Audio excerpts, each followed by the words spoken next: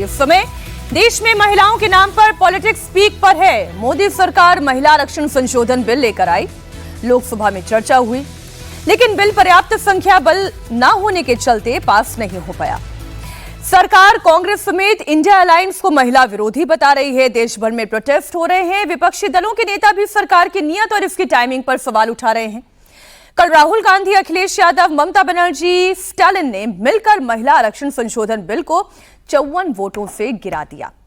इसका political impact क्या होगा? बंगाल में, तमिलनाडु चुनाव में इसका क्या असर देखने को मिलेगा?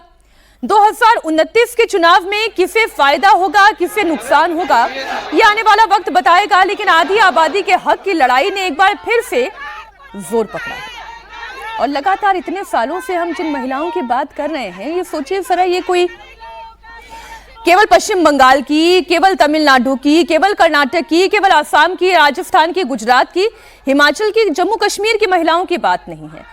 पूरब से लेकर पश्चिम तक, उत्तर से लेकर दक्षिण तक देश की आधी आबादी के अधिकार की बात थी।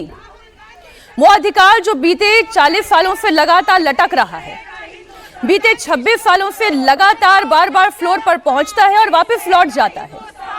साल 2023 में सरकार ने इसे पास तो करा लिया, लेकिन इसमें एक संशोधन के साथ इसे पास कराने की मंशा के साथ सरकार आई।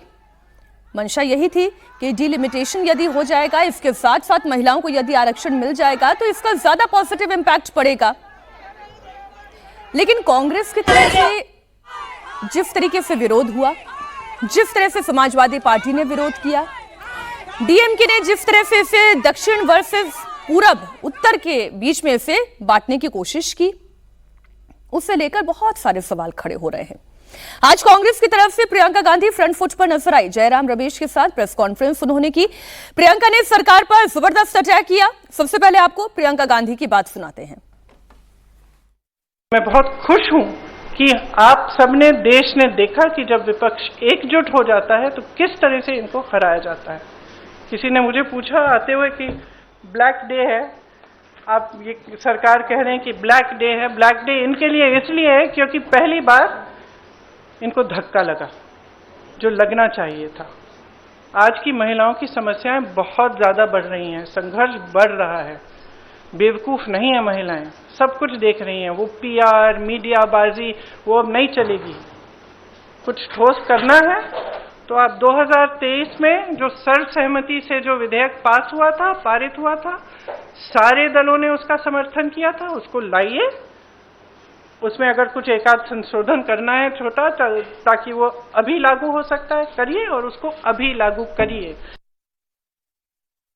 कल जो हुआ वो लोकतंत्र के लिए एक बहुत बहुत बड़ी जीत रही। ये संविधान की जीत थी, देश की जीत थी और विपक्ष की एकता की जीत थी। मेरे ख्याल से पूरी साजिश जो रची गई षड्यंत्र की तरह, कि किसी न किसी तरह से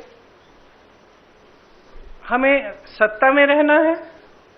अगर अभी नहीं किया जाएगा तो 2029 तक जो ये करना चाह रहे हैं परसिमन, 2011 के जनगणना के आधार पर, वो नहीं खत्म हो पाएगा। तो ये सब करने के लिए एक तरह से प्लान बनाने के लिए कि परमानेंटली हम सत्ता में कैसे रह सकते हैं। तो ये साफ है कि उन्होंने सोचा चलो पारित हो जाएगा तो जीत, पारित नहीं होगा तो हम हर नेता के सामने बाकी पार्टियों को महिला विरोधी कहकर महिलाओं के मसीहा बन जाएंगे। तो आप महिला हैं, हम जानती हैं कि महिलाओं का मसीहा बनना इतना आसान नहीं है।